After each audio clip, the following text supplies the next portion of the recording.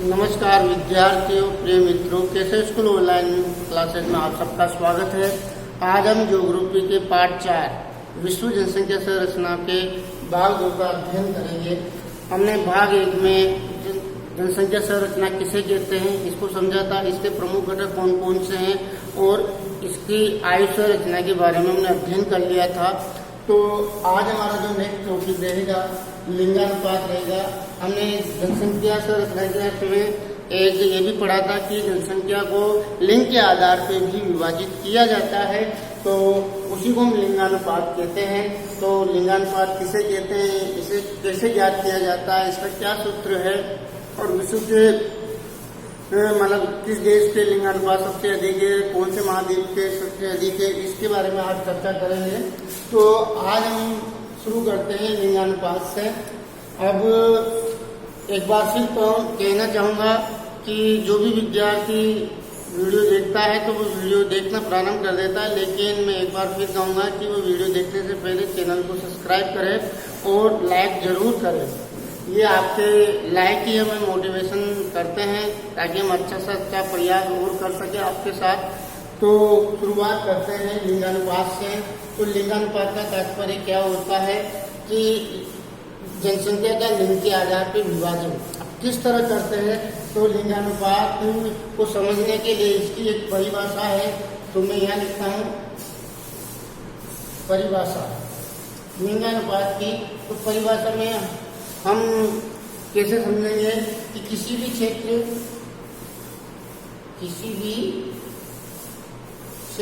कल बात होती थी कि क्षेत्र का मतलब कोई सा भी एक राज्य भी हो सकता है, यहाँ तक एक देश भी हो सकता है, पूरा विश्व भी हो सकता है। तो किसी भी क्षेत्र की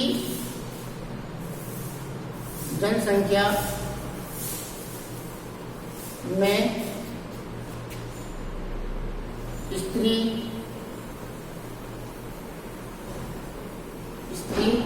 व पुरुष, स्त्री व पुरुषों की संख्या के अनुपात को लिंगानुपात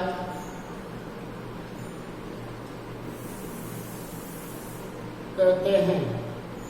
अर्थात हम कह सकते हैं कोई भी क्षेत्र हो उसकी जो कुल जनसंख्या है उसमें हम स्त्री और पुरुषों की संख्या के जो बीच का अनुपात होता है उसी को हम लिंगानुपात कहते हैं। और इसे हम किसे याद करते हैं, इसे प्रति 1000 पुरुषों की संख्या पर, प्रति 1000 पुरुषों की संख्या पर स्त्रियों की संख्या पर ज्ञात किया जाता है।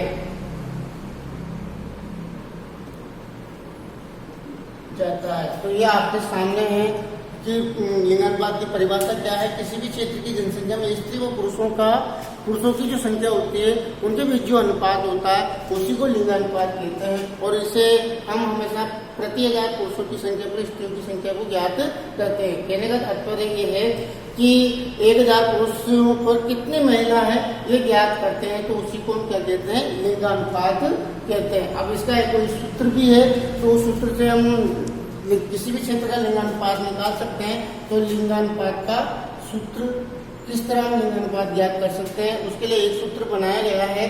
तो सूत्र के लिखते हैं अपन, स्त्रियों की संख्या बटा पुरुषों की संख्या इंटू 1000। हम इस सूत्र के माध्यम से क्या कर सकते हैं, हम किसी भी क्षेत्र का लिंगानुपात क्या कर सकते हैं। अधिकांश विश्व के देशों ने यही सूत्र अपनाया है। भारत में भी इसी सूत्र से लिंगानुपात ज्ञात किया जाता है, क्योंकि विश्व के अधिकांश देशों की स्त्रियों के प्रति जो उनकी संख्या होती है प्रतिकूल होती है, तो यही सूत्र अपनाया जाता है। लेकिन एक सूत्र वो से जहाँ पर महिलाएं अधिक होती है पुरुषों की अपेक्षा, तो वहां पर एक सूत्र और होता है। ये तो अपने भारत मतलब यहाँ लिख सकते हैं भारत या अधिकांश देशों ने इसी सूत्र को अपनाया है और एग्जाम में इसी सूत्र से पूछा जाता है। लेकिन जहाँ पुरुष अधिकता वाले होते हैं, पुरुष अधिकता वाले जो भी देश होते हैं, वहां पर ये सूत्र थोड़ा उल्टा हो जाता है। उसमें पुरुषों की संख्या ऊपर लिखी जाती है, पुरुषों की संख्या बटा स्त्रियों की संख्या, स्त्रियों की संख्या और बाकी होगा वही इंटू 1000। तो हमें अधिकांश देशों ने इसी सूत्र को अपनाया है। ये सूत्र तो वही देश अपनाते हैं जहाँ पर पुरुषों की मतलब महिलाओं की संख्या अधिक होती है। मैं लिखता हूँ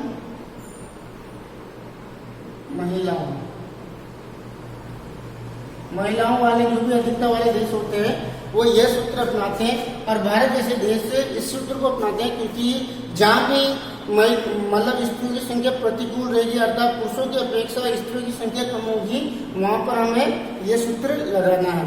और मतलब मान्यता इसी सूत्र को प्राप्त है कि अधिकांश विश्व के देश इसी सूत्र को अपना रहे हैं। तो हमें इसे उदाहरण के तौर पे हम कोई भी उदाहरण यहाँ पे दे सकते हैं। एक बार एग्जाम में पूछा गया था लिंगानुपात कितना रहेगा, वहां पर कुल पुरुषों की संख्या और कुल स्त्रियों की संख्या दे दी थी और उस क्षेत्र का लिंगानुपात पूछा था। अगर आपको ये सूत्र पता है तो आसानी से आप इसमें ये निकाल सकते हैं। तो उदाहरण के तौर पे हम एक हल भी कर लेते हैं कि जैसे कोई भी क्षेत्र है, जैसे मैं कोई भी शहर ले लेता हूँ, कोटा शहर में कुल पुरुषों की संख्या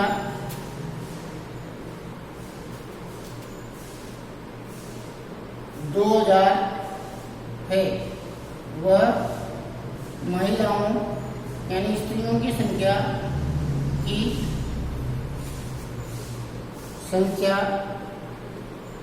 यहाँ लिखता हूं मैं, महिलाओं की संख्या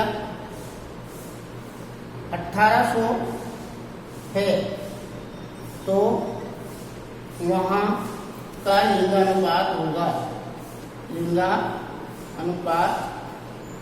होगा। तो हम निकाल सकते हैं वहां का लिंगानुपात। अगर हमें ये सूत्र याद है तो इस सूत्र में इन जो संख्याओं को हमें रखना है।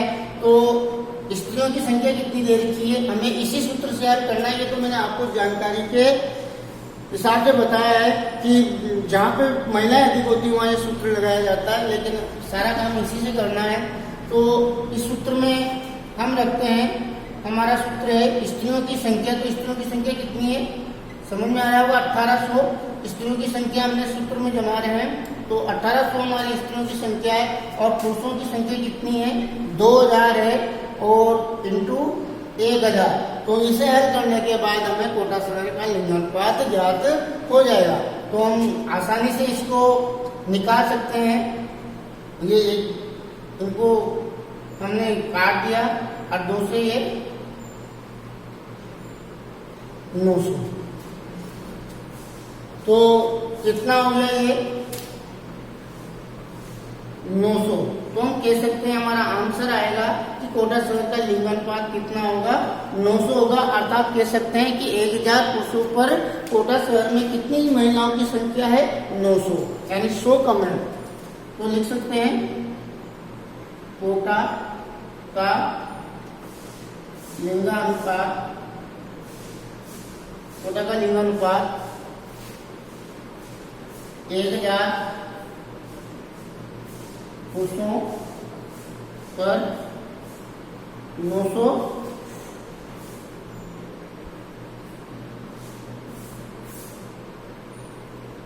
महिला है। तो आपको समझ में आ गया होगा, ये है लिंगानुपात। तो हमने लिंगानुपात की परिभाषा देखी और सूत्र क्या है वो भी समझा, और सूत्र में कोई संख्या लिखकर हमने उदाहरण से उसको समझ लिया। मैं आशा करता हूँ कि आपको अच्छी तरह ये समझ में आ गया होगा। अब आगे हम चलते हैं कि कुछ आंकड़े, कुछ तथ्य यहाँ पर उनकी जानकारी जुटा लेते हैं कि विश्व का औसत लिंगानुपात कितना है, फिर कौन से महाद्वीप का अधिक है, कम है, तो इसकी हम जानकारी कर लेते हैं। यहाँ तक आप स्क्रीनशॉट ले लें, ले लिया होगा आपने।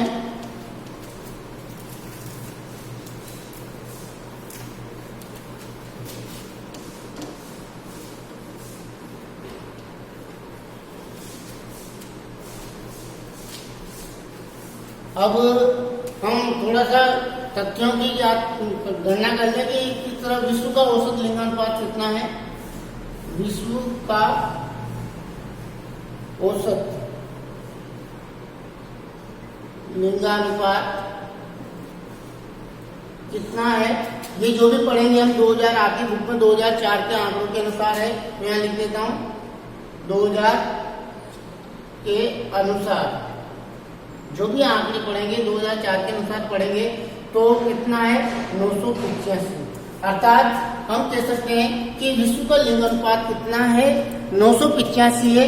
तो ये 985 इस बात की ओर इंगित करता है कि विश्व में 1000 पुरुषों पर 985 महिलाएं।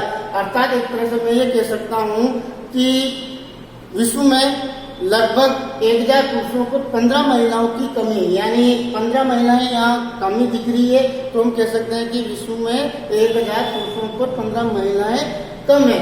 अरे एक तरह से मैं साधारण आपकी भाषा में कह सकता हूँ कि विश्व में लगभग प्रति 1000 पुरुषों पर 15 व्यक्ति ऐसे रहेंगे जिनकी शादी नहीं होगी। लिंगानुपात एक तरह से हमारी सामाजिक संरचना को बहुत ही अधिक प्रभावित करता है। अगर लिंगानुपात कम होता है तो सामाजिक स्तर हमारा गिरता है, तो लिंगानुपात का सीधा सीधा हमारी सामाजिक व्यवस्था पर पड़ता है। तो यहाँ पे 15 महिलाएं कम होती है, यानी विश्व का लिंगानुपात 985 है। अर्थात 1000 पुरुषों पर 985 महिलाएं हैं। तो ये तो विश्व का हो गया। अब हम महाद्वीप की चर्चा करें। महाद्वीप में अगर हम चर्चा करते हैं तो सबसे ज्यादा कौन से महाद्वीप का लिंगानुपात है, तो यहाँ लिखते हैं सर्वाधिक जो लिंगानुपात वाला महाद्वीप है वह है यूरोप महाद्वीप है। वहां पर कितने हैं सर्वाधिक, वहां पर कितने हैं, वहां पर 1072 महिलाएं। तो यहाँ आपको दिख रहा होगा कि यहाँ पर जो लिंगानुपात है वो स्त्रियों के बिल्कुल अनुकूल है। ये कह सकते हैं कि यहाँ पर 1000 पुरुषों पर 1072 महिलाएं, यानी 72 महिलाएं अधिक है। तो यहाँ पे स्त्रियों की स्थिति काफी अच्छी है। और सबसे कम, अगर हम महाद्वीप में सबसे कम महाद्वीप की बात करें जहाँ का लिंगानुपात है वह है, यहाँ पे हम लिख सकते हैं वो महाद्वीप जो है अफ्रीका है। क्या नाम है उसका, अफ्रीका। तो वहां पर 957 ही महिलाएं। तो यहाँ इस बात की इशारा हो रहा है कि अफ्रीका महाद्वीप में प्रति 1000 पुरुषों पर कितनी महिलाएं हैं, 957 है। अर्थात हम कह सकते हैं कि यहाँ पर 43 महिलाएं की कमी दिख रही है। तो स्वाभाविक बात है कि अफ्रीका में लिंगानुपात की, यानी कह सकते हैं कि स्त्रियों की प्रति वहाँ प्रतिकूल दशा है, इसलिए वहाँ स्त्रियां पुरुषों की अपेक्षा कम है। तो ये महाद्वीप के हिसाब से हमने देख लिया कि सर्वाधिक महाद्वीप कौन सा, मतलब सबसे ज्यादा लिंगानुपात वाला महाद्वीप है यूरोप है, और सबसे कम वाला अफ्रीका। लगे आज हमें यहाँ एशिया का भी याद कर लेना चाहिए, क्योंकि हम एशिया में रहते हैं, हम एशिया महाद्वीप में आते तो हमें एशिया का भी याद होना चाहिए। तो एशिया महाद्वीप का कितना है, एशिया महाद्वीप का जो लिंगानुपात है वह कितना है, वो यहाँ पे लिखता हूँ 1002। कितना है 1002। तो हमारी स्थिति ज्यादा अच्छी तो नहीं है, फिर भी यहाँ 2 ही महिलाएं 1000 पुरुषों पर अधिक है, यानी कह सकते हैं बराबर है, ठीक ठाक है। लेकिन अगर हम ध्यान नहीं देंगे तो जो लिंगानुपात है वो निरंतर गिरता हुआ जा रहा है। ये 2004 के आंकड़े हैं और देखें हम कि अगर 2015 के आंकड़ों में, क्योंकि 2015 के आंकड़े आपकी बुक में दे नहीं रखे, जो भी आंकड़े देते 2004 के अनुसार दे रखे हैं। अब अगर हमें इनके 15 से तुलना करें तो जस्ट फॉर नॉलेज है आपके लिए, बस ध्यान रखना है, ज़्यादा याद करना नहीं है। ये विश्व का लिंगानुपात 983 है। कितना है? 983। तो विश्व के लिंगानुपात में भी 2 की गिरावट देखी जा रही है 15 में। और यूरोप की बात करें तो यूरोप में ये कितना है? 1055। तो यूरोप में भी लिंगानुपात गिर रहा है। ऐसे ही अगर हम एशिया की बात करें तो एशिया में भी ये सभी देशों में लिंग जो जो समय निकलता जा रहा है लिंगानुपात गिरता हुआ जा रहा है। कारण हमारी परंपरावादी सोच। आज भारत में देख लो, हम महिलाओं को इतना महत्वपूर्ण स्थान समाज में देते नहीं है। हमारी मान्यता ये होती है कि वंश हमारा पुत्र या बेटा ही चलाता है। ऐसी गांवों में आज भी मान्यता है। कहीं न कहीं ऐसी मान्यताएं हमारे इस लिंगानुपात को कम करने में सहायक है। तो ये आपको आंकड़े यहाँ पर लिखे हैं। अब ये तो जी महाद्वीप की। अगर हम देश की बात करें, यहाँ देश लिखता हूँ कि कौन सा देश है जहाँ पे सर्वाधिक लिंगानुपात है और कौन सा ऐसा देश है जहाँ पर सबसे कम है। तो यहाँ लिखता हूँ देश। तो सर्वाधिक में बात करें, सर्वाधिक जो सर्वाधिक में यूरोप महाद्वीप का एक देश है जिसका नाम है लाटविया।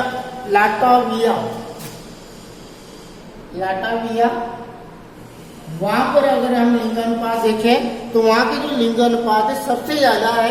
और सबसे कम की बात करें यानी सबसे कम, तो वह हमारा संयुक्त अरब अमीरात है, जो अरब कंट्री में स्थित है। साड़ी जिन्हें बोलते हैं संयुक्त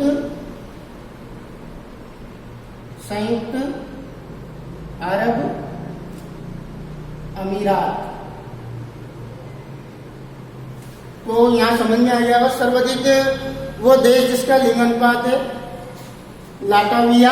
कहाँ महाद्वीप का है? यूरोप का ही है। और संयुक्त अरब अमीरात जहाँ पर सबसे कम है ये एशिया महाद्वीप में पड़ता है।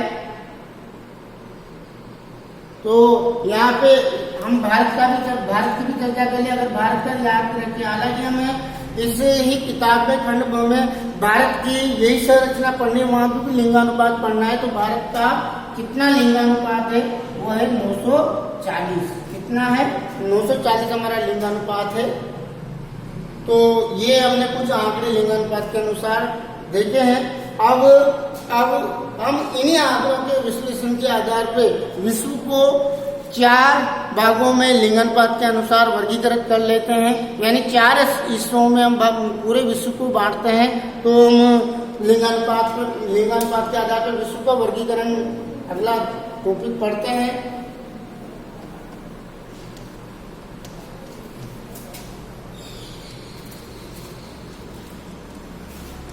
आपने उतार लिया होगा, जब वीडियो को पॉज कर लें, उतार लें इसको।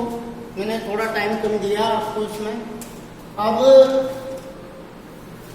यहां लिखता हूं लिंगानुपात के आधार पर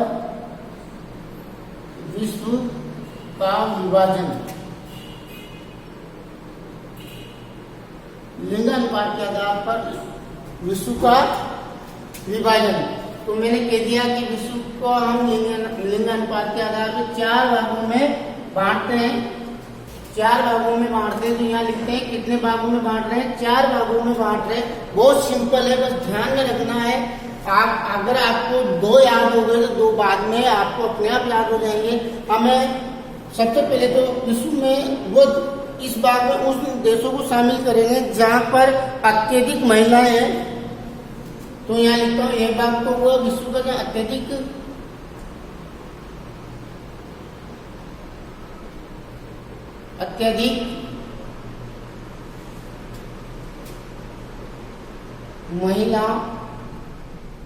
महिलाओं की अधिकता वाले देश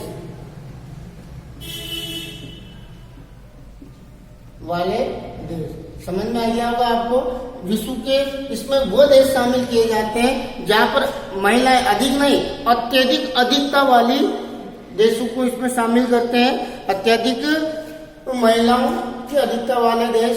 फिर ये जो हिस्सा है आपका, इसमें वो देश शामिल करेंगे जहाँ पर महिलाओं की संख्या बहुत ही ज्यादा है। अब यहाँ महिला अधिकता वाले देश,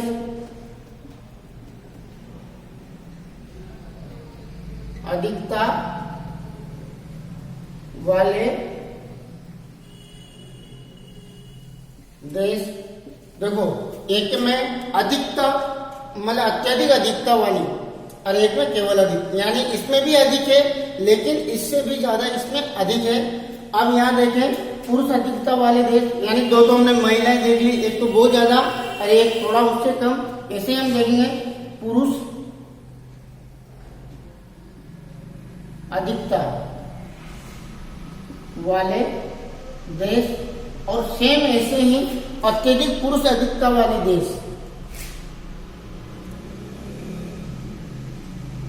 अत्यधिक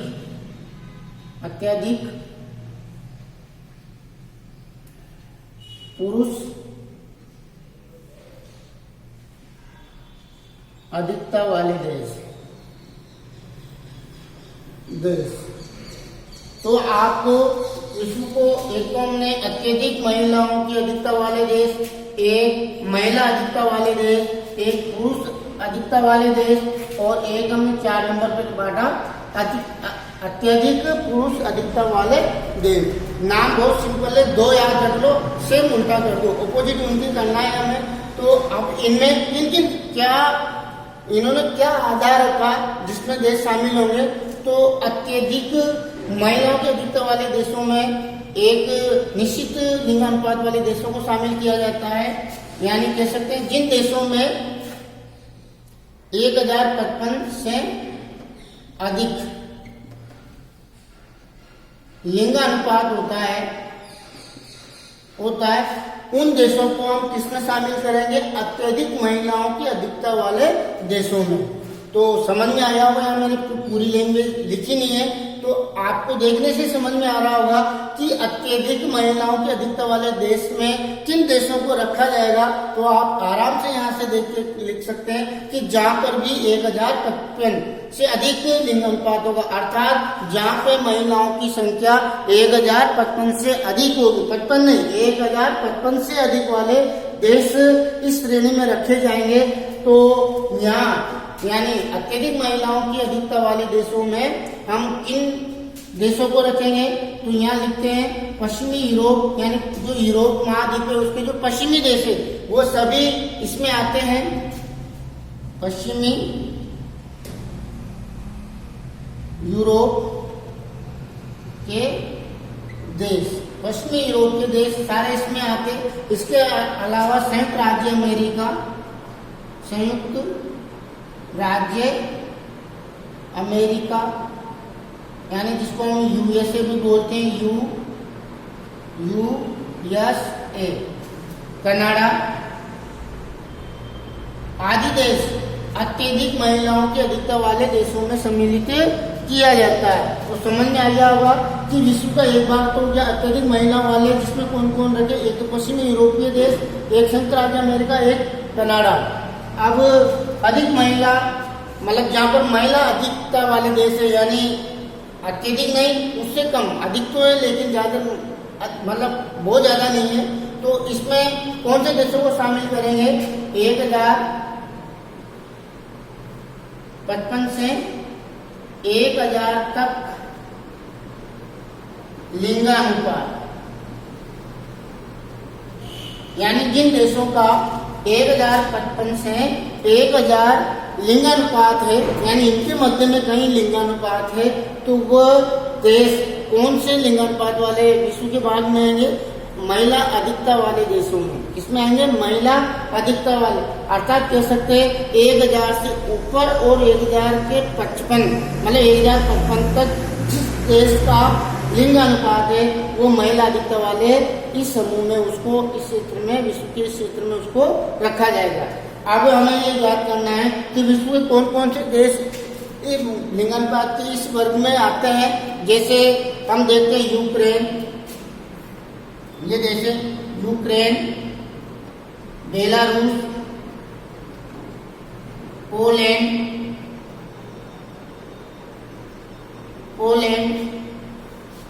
पोलैंड के बाद मंगोलिया और फिर हम इसमें थाईलैंड भी रख सकते हैं, थाईलैंड। तो ये वह देश है जिनका लिंगानुपात 1000 से 1055 के मध्य है, इसलिए महिला अधिकता वाले देशों में आते हैं। अब हम बात करते हैं पुरुष अधिकता वाले देशों में, यानी इनमें अब महिलाओं की जो संख्या होगी 1000 से कम होगी, तभी तो पुरुष ज्यादा होंगे। तो यहाँ लिखते हैं 1000 से 950 के बीच में, यानी जहाँ पर महिलाओं की संख्या 1000 से 950 के बीच में होगी तो वहाँ साफ साफ पे पुरुष अधिक होंगे, यानी पुरुष तो फिक्स है 1000 और महिलाओं की संख्या या तो 1000 या 950 के मध्य वाले कोई सी की संख्या वाले देश हों, वो पुरुष अधिकता वाले देशों में रखे जाएंगे। तो इसमें कौन कौन से देश आएंगे? तो इसमें जो देश आएंगे इसमें हम कह सकते हैं ऑस्ट्रेलिया, न्यूजीलैंड,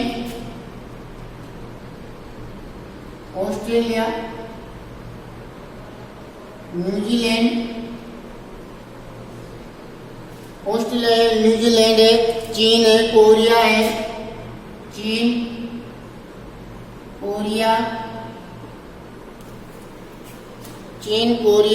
ब्राजील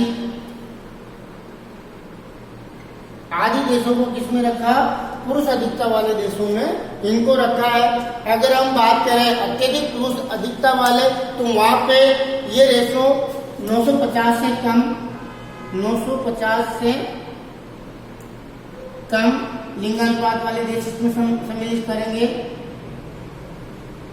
तो 950, अभी हमने थोड़ी देर पहले पढ़ा था भारत का लिंगानुपात कितना था, 940 था। तो आपको अगर उसका लिंगानुपात है तो हमें देश की याद रखना ही नहीं है। भारत की स्थिति काफी मतलब क्रिटिकल है, यानी बहुत ही दयनीय स्थिति में कि उसका लिंगानुपात 950 से कम महिला वाले देशों के समूह में उसको रखा जा रहा है। तो यहाँ एक हम उदाहरण के तौर पर एक ही देश रखेंगे, भारत, और ये इम्पोर्टेंट है क्योंकि ये पूछा जा सकता है कि भारत विश्व में लिंगानुपात के वर्गीकरण वाले कौन से समूह में आता है? अत्यधिक पुरुष वाले देशों में, क्योंकि भारत का 940 ही है। तो यहाँ पे कहते हैं 940 से मतलब 950 से कम वाले देश इस श्रेणी में रखे जाते हैं। तो यहाँ पे हमने लिंगानुपात वाले टॉपिक को पूरा कंप्लीट कर लिया और इस स्थिति को आप अच्छी तरह समझे कि जिस तरह अगर लिंगानुपात ऐसे घटता हुआ चला गया तो फिर सामाजिक व्यवस्था डामाडोल हो सकती है, क्योंकि स्त्री और पुरुष ही मिलकर एक समाज की संरचना करते हैं। और भारत में लिंगानुपात की स्थिति इतनी गिरी हुई है कि लगभग 1000 पुरुषों पर 50 महिलाएं कमी बनी रहती है। तो हो सकता है कि दूसरे, अगर मैं साधारण सीधे अर्थ में कहूँ, आप समझना चाहोगे, अगर पुरुष है यानी लिंग अगर आपका पुरुष है तो आपको चिंता करनी है कि शायद हमें इस 50 के हमें नहीं मिले, मतलब शादी के लिए कोई महिला हमें नहीं मिले, तो ऐसा भी हो सकता है। तो गंभीर रहें और ये समस्या को, इस समस्या की अगर वजह देखें अपन तो वजह ये हो सकती है जैसे कन्या भ्रूण हत्या, क्योंकि आज हमारी टेक्नोलॉजी इतनी एडवांस हो चुकी है कि हमें उसका गर्भ में ही बच्चे का लिंग परीक्षण कर लिया जाता है। अगर स्त्री मतलब कन्या भ्रूण है तो उसको मरवा दिया जाता है। तो ऐसी घटनाएं अधिक बढ़ने से सरकार ने इसको गैर कानूनी घोषित कर दिया। और बहुत सी समाज की कुरीतियां हैं कि वंश हमारा बेटा चलाएगा, ऐसी कुरीतियां आज भी व्याप्त है। तो आप इनका विरोध करें और समझाइश करें ताकि आने वाले समय में लिंगानुपात में सुधार हो। हालांकि भारत की सरकार ने बहुत अच्छा प्रयास किया है। इससे पहले 2011 की मतलब 2011 के अनुसार है जो लिंगानुपात है, लेकिन अगर हम 2001 के अनुसार देखें तो हमारा जो लिंगानुपात था वो 933 ही था, यानी हमने 7 की वृद्धि की है, फिर भी हमारे बहुत ही कम है ये। तो ये समस्या है, इस समस्या को हम फिर इसके निदान वगैरह है वो भारत में फिर लिंगानुपात पढ़ेंगे, तब समझेंगे। तब तक धन्यवाद।